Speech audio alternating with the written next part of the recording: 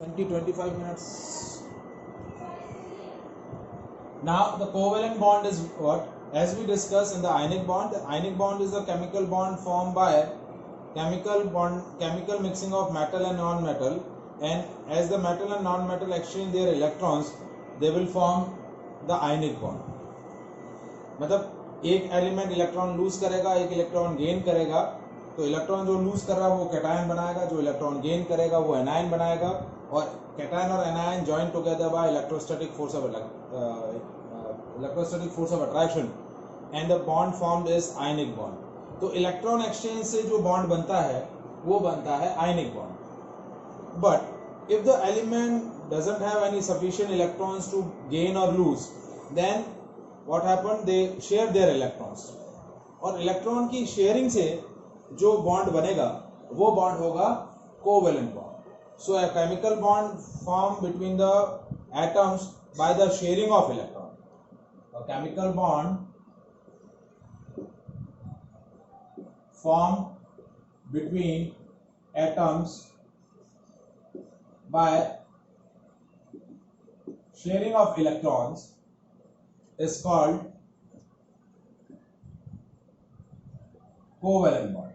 मतलब जो भी एटम्स केमिकली कंबाइन हो रहे हैं उनके पास इतने सफिशिएंट इलेक्ट्रॉन नहीं है कि वो उसको लूज कर सके या फिर गेन कर सके, तो वो क्या करते हैं, दोनों बॉन्डेड एटम्स अपने इलेक्ट्रॉन शेयर करते हैं, और इलेक्ट्रॉन की शेयरिंग से जो बॉन्ड बनेगा वो बॉन्ड क्या होगा, कोवेलेंट बॉन्ड.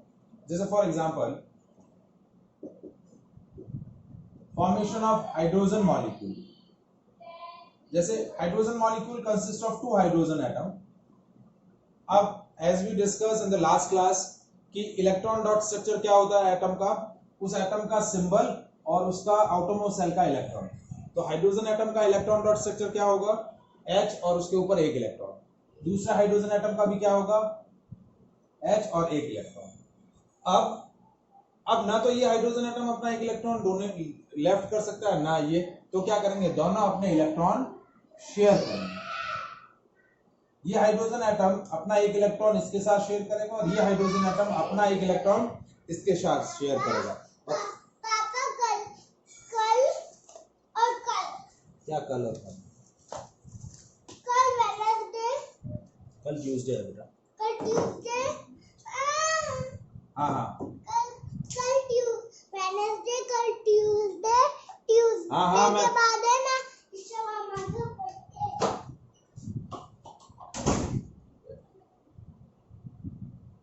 हाँ मैं समझा रहा हूँ.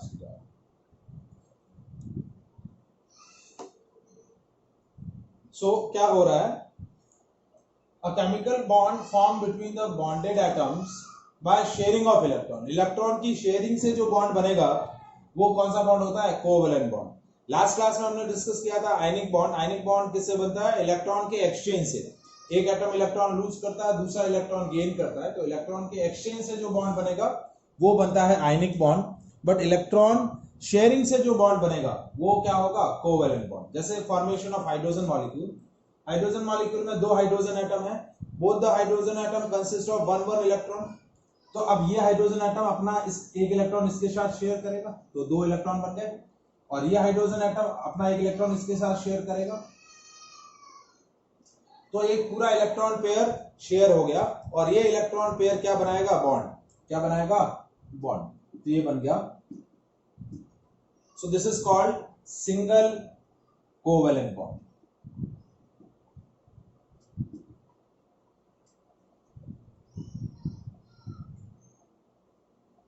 ठीक है. नेक्स्ट वन एग्जांपल, जैसे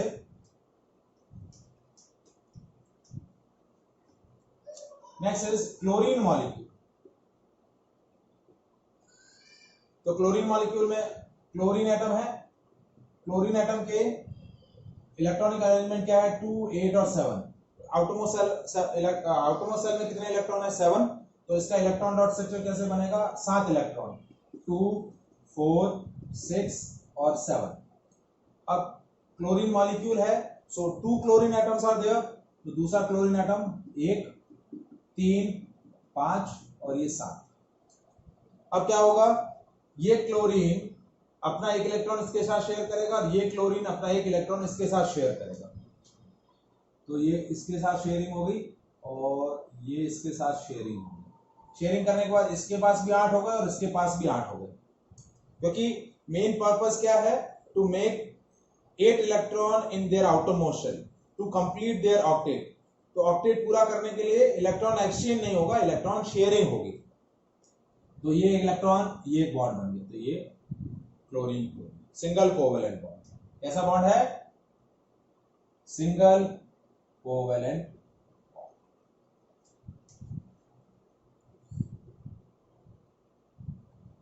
ठीक है, नेक्स्ट एग्जांपल देखिए, HCl मॉलिक्यूल। अब दो एटम है, एक हाइड्रोजन एक क्लोरीन। हाइड्रोजन के आउटर मोस्ट शेल में एक इलेक्ट्रॉन और क्लोरीन के आउटर मोस्ट शेल में 7 इलेक्ट्रॉन, 2 4 6 और ये 7। तो क्या होगा, हाइड्रोजन अपना एक इलेक्ट्रॉन क्लोरीन के साथ शेयर करके डुप्लेट बना लेगा और क्लोरीन अपना एक इलेक्ट्रॉन हाइड्रोजन के साथ शेयर करके ऑक्टेट बना लेगा। ये इलेक्ट्रॉन पेयर शेयर हो गया, तो ये बन गया HCl।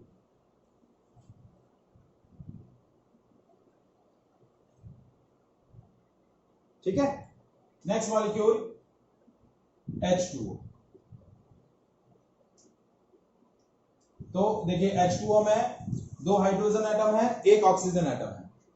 तो ऑक्सीजन का एटॉमिक नंबर होता है 8, आउटर मोस्ट शेल में 6 इलेक्ट्रॉन है, से 2 4 5 और ये 6। ये इसका इलेक्ट्रॉन डॉट स्ट्रक्चर बना लिया। अब हाइड्रोजन का एक, दूसरा हाइड्रोजन का एक, तो अब क्या करेगा, ये हाइड्रोजन इसके साथ शेयर हो गया, डुप्लेट बना लिया। हाइड्रोजन ने इसका एक शेयर कर लिया, डुप्लेट बना लिया। और ऑक्सीजन को 2 चाहिए, तो दोनों हाइड्रोजन एटम से एक एक शेयर कर लिया। तो एक ये बॉन्ड बन गया, एक ये बॉन्ड बन गया। तो ये आपका बन गया H2O मॉलिक्यूल। क्या फॉर्म हो गया, H2O मॉलिक्यूल।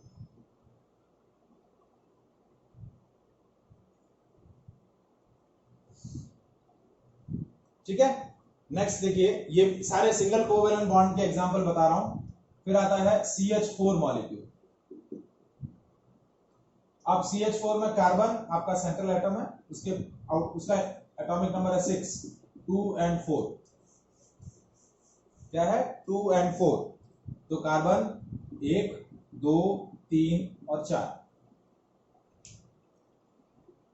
ठीक है, अब दूसरे 4 हाइड्रोजन एटम है, तो एक हाइड्रोजन, ये दूसरा हाइड्रोजन, ये तीसरा हाइड्रोजन, ये चौथा हाइड्रोजन।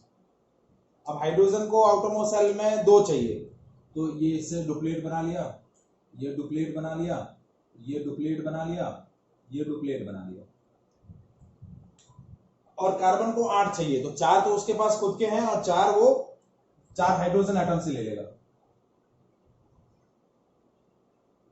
तो ये 1, ये 2, ये 3 और ये 4। तो CH H H NH। तो ये आपका बन गया CH4 मॉलिक्यूल। क्या बन गया, CH4 मॉलिक्यूल। तो इन सब में क्या हो रहा है, सिंगल इलेक्ट्रॉन पेयर शेयर हो रहा है। एक इलेक्ट्रॉन पेयर मतलब एक बॉन्ड, क्या हुआ, और सिंगल बॉन्ड। अब आता है, we are taking example of double covalent bond. तो नेक्स्ट डबल कोवेलेंट बॉन्ड का एग्जांपल, जैसे oxygen molecule.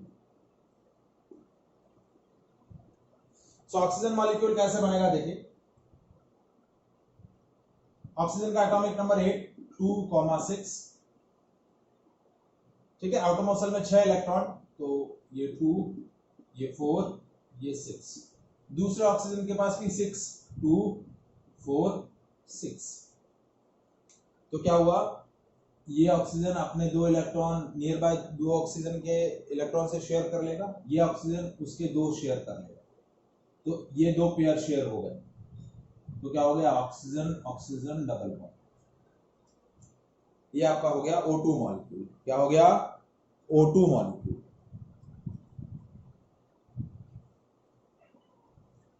Is that clear?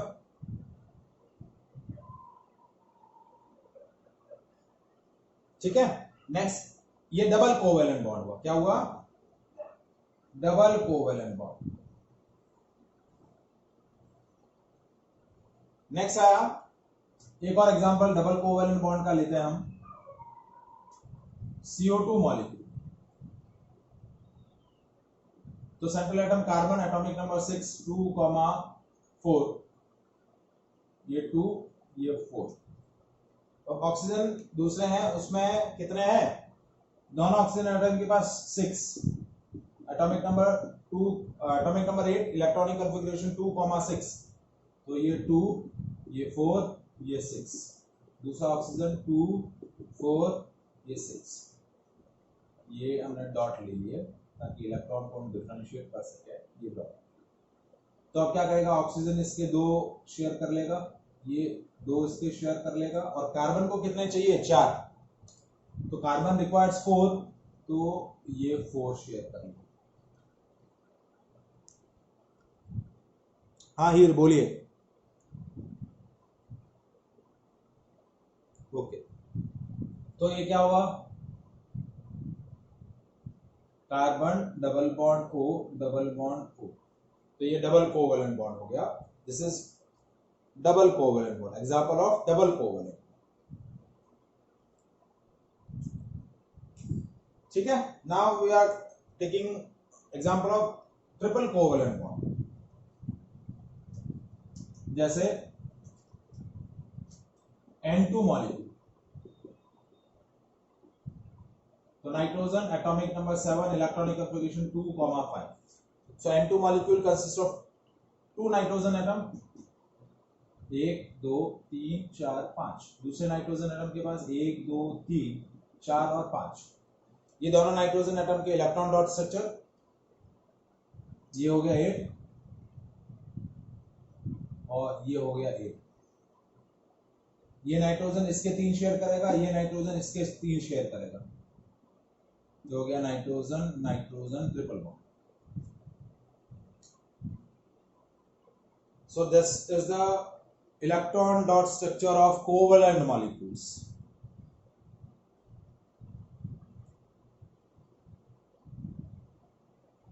क्या आ रहा हूं,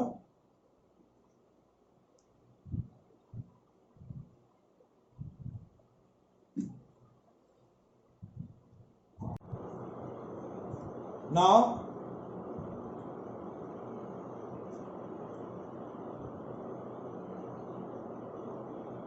we are taking few examples of covalent compound। एक और एग्जांपल आपको यहाँ दिया हुआ है NH3।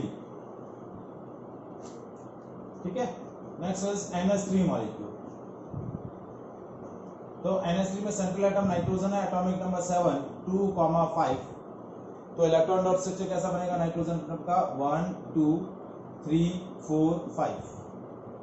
अब हाइड्रोजन है, तो ये हाइड्रोजन का एक, ये दूसरा हाइड्रोजन, ये तीसरा हाइड्रोजन। ठीक है, ये डुप्लेट, ये डुप्लेट, ये डुप्लेट।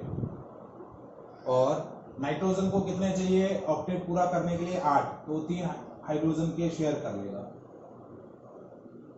तो ये सिंगल बॉन्ड, ये सिंगल बॉन्ड, ये सिंगल बॉन्ड। तो नाइट्रोजन क्या बनाएगा, 3 सिंगल बॉन्ड बनाएगा हाइड्रोजन के साथ। So that is a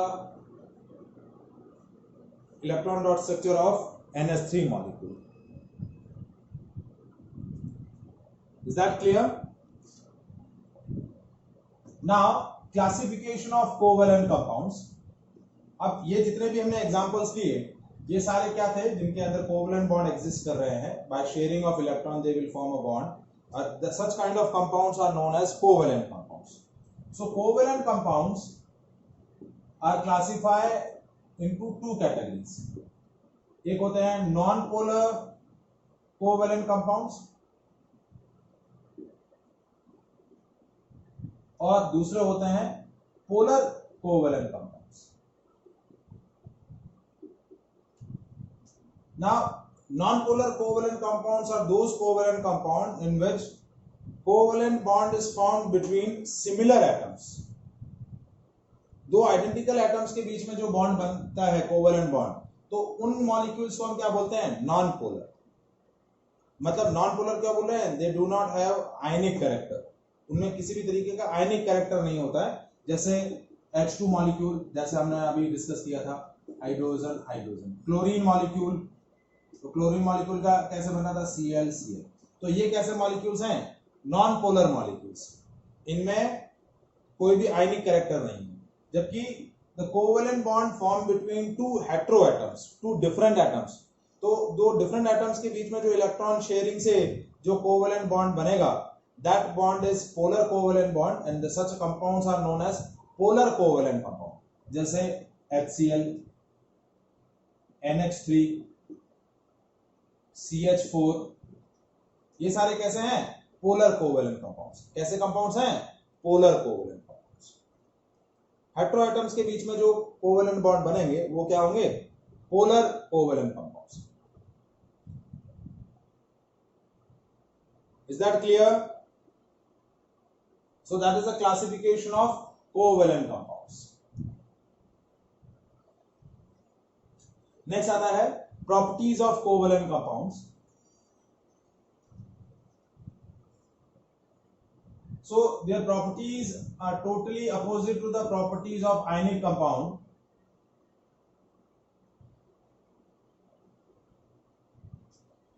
Ionic compounds are exist in a solid state, but covalent compounds are exist in all the three states of matter.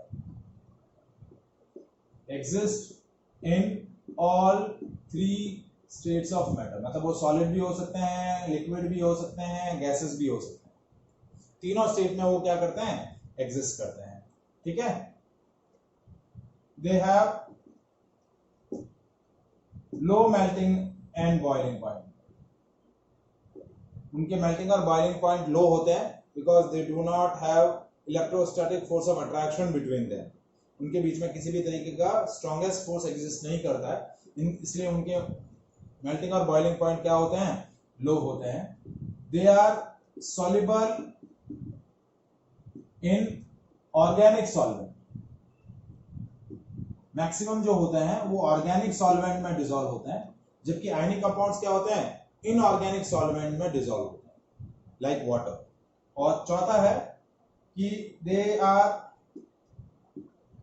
Bad conductor of heat and electricity, whereas ionic compounds are good conductor of heat and electricity. So the properties of covalent compound is purely opposite to the properties of ionic compound. Is that clear?